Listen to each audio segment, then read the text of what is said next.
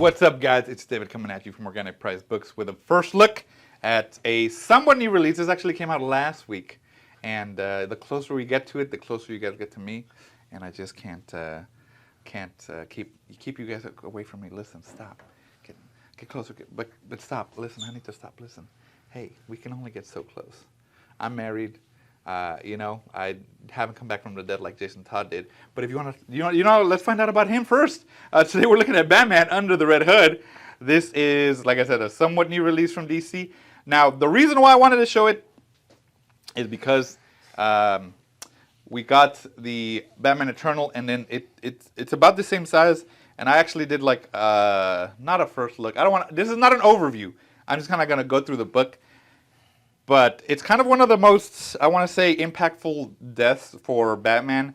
If you were, I guess I was too little for it, but I know about it just because it's such a huge thing. But if you were alive during like the 80s,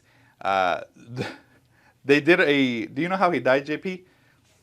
No. They basically took out in comics, they're like, oh, yeah, the Joker's about to kill him, and they asked the audience to vote if he wanted him to die or live and die. And they actually thought the people were going to try to save him, but no, people were like, let's kill him. So they decided for him to die by being hit with a crowbar by the Joker, and then an explosion takes out a warehouse while I believe he's in like Afghanistan or something like that. So this is kind of his story, like just not only his a little bit of his death, but also his redemption and his return. So we're going to get to see that in here. Let me show you the front, spine, and the back. And this is much bigger than as a deluxe than I've seen for a lot of DC books. Most of theirs are pretty thin. And this one, like I said, it's almost the size of the Batman and Robin Eternal Omnibus. So you're getting a ton of content for it. And if you're a Red Hood fan, then you definitely want to get this. Just because it kind of connects everything together. Shout out to Day. Shout out to Day. Hey. With your big head. I really hope he sees this and like makes a video just to comment on it. So yes, if you of course know about Jason Todd, like I said, he died, and this is kind of just his return. It starts off with the actual story of when you see this guy in the Red Hood, and Batman at that point doesn't know who he is. So it kind of jumps a little bit. You see him coming back, his interactions with Batman, and around here is when he finally learns who he is, because he takes off his mask and he shows you after he beats up the Joker. And then after that, it kind of shows you how he came back. So he had been dead for a couple decades, actually. The reason why he came back, I think it's in Crisis on Infinite Earths when Superboy Prime is basically hitting the walls of the reality so hard that he breaks them. He just basically makes holes in reality, and one of the things that it kind of resets is the death of Jason Todd. And you actually get to see snippets of that here. Let me see if I can find it. Yes, so then you kind of see like this reality changing aspect of him hitting the walls. It's really crazy. I wasn't expecting that to be... Okay, here it is. So there's where he is. This is how he dies. Okay, this is when Batman finds him. Then you see him hitting the walls of reality. Superboy Prime was such a interesting bad guy. But basically, Jason Todd wakes up in the grave, like in his coffin, and he has to break out, like nails coming off, like, bro. That's actually one of the... JP, I think that's one of the worst things to me is being buried alive, bro. Do you think you could break through a casket and get out? No, man. I remember I watched this video in this movie about a guy being buried alive, and it was an entire movie for an hour with 30 minutes. Is it with Ryan Reynolds? I don't know who it was, but then I was like, man, this is the worst movie I ever watched. Claustrophobic. And then I had a friend at the time in high school. I was like, hey, bro, let's watch this movie together. And I just let him watch the movie. He was like, what the heck? Why you make me watch this movie? I was like, I had to have someone suffer with me. Yeah.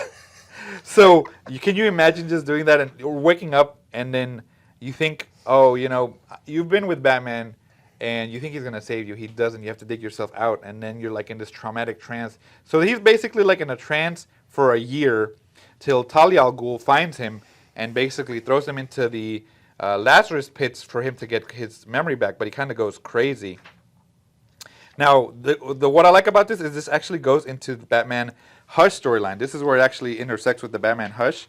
So from right here is the first encounter with Batman and Jason Todd after he comes back. So if you remember in Hush, again, spoilers if you hadn't read it, he fights this guy calling himself Jason Todd, but it turns out that it's actually Clayface. And you see that right here where he's telling him, oh, you're not Batman. And then he basically disintegrates right there. And it turns out that Clayface was doing that. And then, of course, and just again, spoilers, it turns out it's the Riddler who had been playing him all along. But turns out that Jason Todd was actually in that fight. They just switched places. Like when he was running away from the cemetery, they actually switched places. So he did actually fight Batman. So they kind of tell you that to you as well here. And then it's just from the Lazarus Pits, him going crazy. He's super, super violent, super aggressive. And he just wants to make Batman suffer. That's how David is when I ask, hey, can I go on a YouTube video today? He's like, no, no. Don't tell JP, but I'm the one who flooded the warehouse. No. How dare you make a video?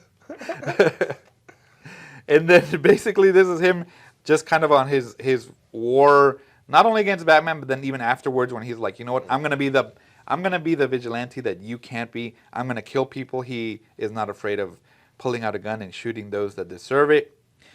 Still kind of having the morality of what Batman has of just going after bad guys, but definitely kind of more of a Punisher-esque type of character where he's not afraid to go after gangsters, against weapons dealers, terrorists, and he will like shoot them in the foot, like just make them suffer.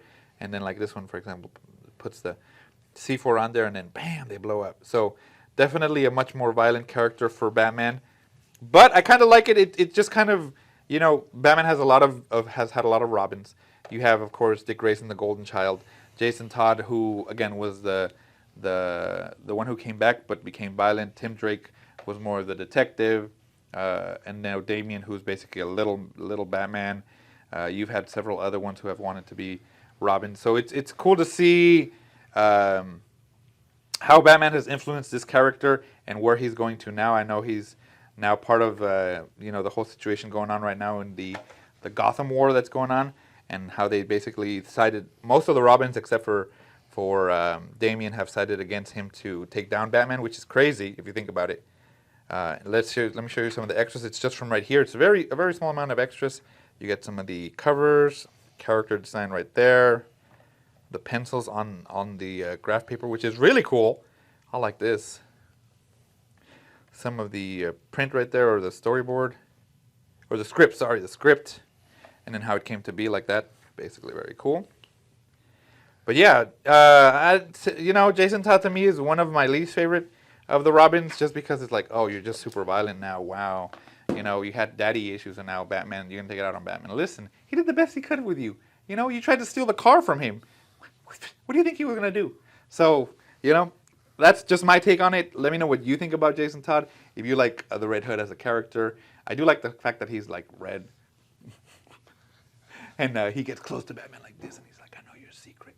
I'm going to steal your tires and sell them online. That's what he did. That's how Batman caught him or picked him. He stole the wheels from the Batmobile, which is crazy. I thought he would have died.